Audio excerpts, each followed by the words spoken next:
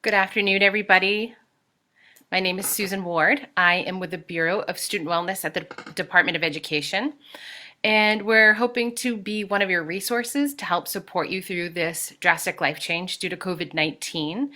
And while we're waiting for just a few others to join, I wanted to let you know that next week we will be hosting a 9 a.m. morning coffee chat, and at 3 p.m. we'll be doing an afternoon bell wellness hour, and that's all of next week. And we'll be covering various topics. Please make sure you or click like on the Bureau of Student Wellness on Facebook. Also be sure to like and follow our social media channels at NH Student Wellness on Facebook and at NH Schools on Twitter. And we'll also be tagging everything we post, hashtag NH Learns Remotely. So hoping that people start to just kind of log on and hopefully get some great information from our coffee chats and our afternoon hours. Today we're going to be talking about self-care. So self-care is an activity done deliberately, and it prevents burnout, reduces negative stress, and practicing self-care can improve mood, reduce anxiety, and we are all feeling a lot of that right now. Our lives have completely changed, and anxiety and fear are at an all-time high. Those anxieties include having to do double duty as an at-home educator and juggle a full-time job. And some families are struggling with job loss or loss of income. There's also a fear of the actual virus and how it might affect our parents, us, other family members, our friends.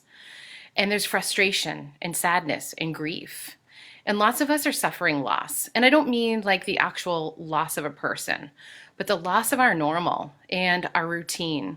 And above all, the loss of knowing what to expect. And this anxiety isn't about to disappear anytime soon. And that is why it's imperative that we take care of ourselves now more than ever. And we have to really make sure we're taking care of ourselves before we can take care of loved ones.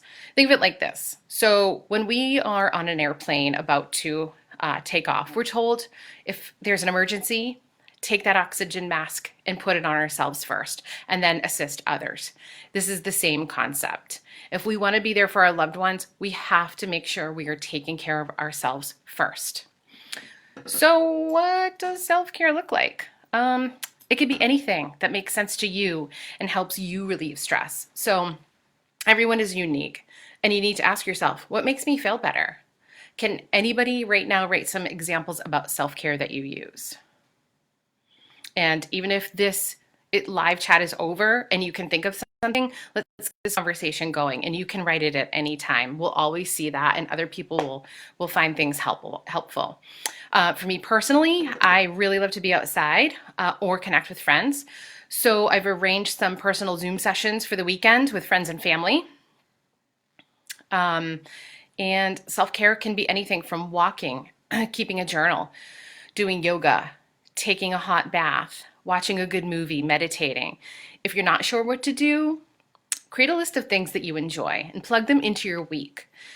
We may also want to think about avoiding things that make us stressful. So we're all home now, which means we have information from the media all around us. The news we hear is getting worse on a daily basis, and it's certainly anxiety producing.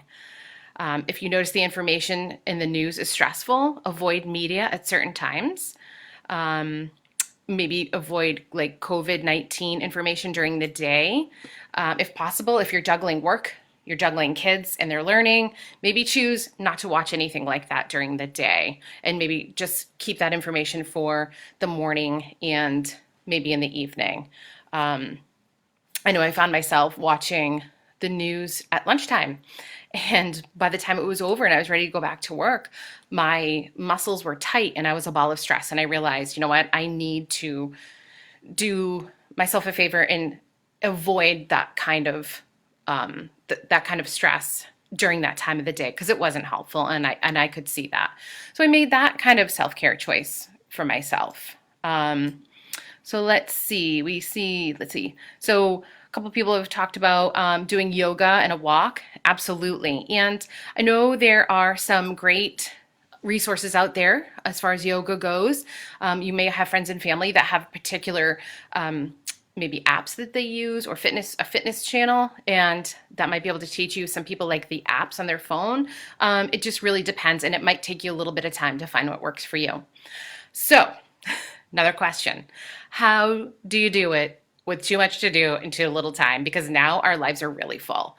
You need a plan. So you need to make it intentional.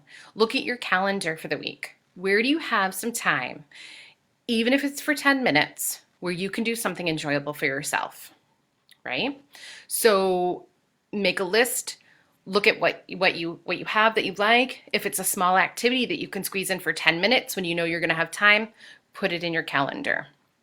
Even if you wake up 5 minutes earlier to start your day with just some quiet time, a cup of tea, maybe even writing a journal or a positive intention for the day, that can surely kind of help start your day off in the right mode. So another important thing to try or to do is to try and maintain exercise and daily physical activities. So exercise releases endorphins, which relieve stress. So it'll help keep us in shape. And now we have to get really creative because our routines have changed and our gyms have closed, right? So check out different apps on your computer, your phone, if you have a smart TV. My son got an assignment from his health class this week, and he had to choose 3 videos to do out of 7. So he chose like this Star Wars Guardian video, and it was literally a cartoon character doing exercises that I may or may not have jumped in and helped in and done as well. But you get creative and you squeeze in that activity when you can.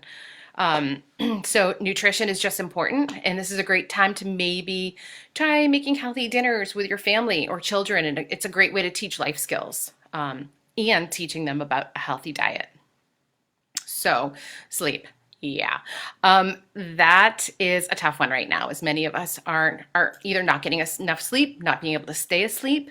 It is definitely helpful to create a bedtime routine where you're doing more relaxing activities before bed. You may find your thoughts are racing as you're trying to sleep. So maybe doing some calming activities before bed, reading, deep breathing, a sleep meditation, an app that has some like sleep stories on it.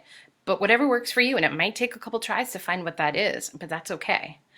So let's talk about barriers. So there are a lot of barriers to self-care, and sometimes we feel ourselves taking care of so many things and other people to the point where we actually neglect to care for our own needs.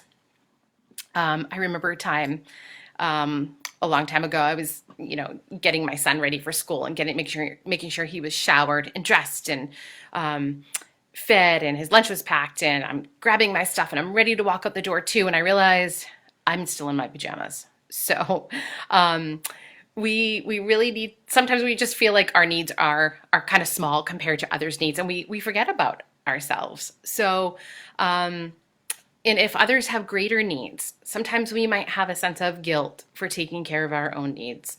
So make sure you accept your limits and recognize your limits and be okay with that. We're human.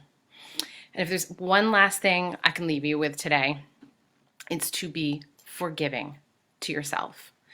Be kind to yourself. We are not super moms or dads. We're not going to be super teachers. We are going to have bad days. And allow yourself to be okay with that. Tomorrow's a new day. If you're not your best self today, it's okay. Allow yourself to feel. Allow yourself to grieve. It's normal to have these feelings that you're experiencing. And when the feelings become too overwhelming, reach out, whether it's to a friend, a coworker, a family member, a mental health professional, us, anyone that's going to listen with empathy and understanding.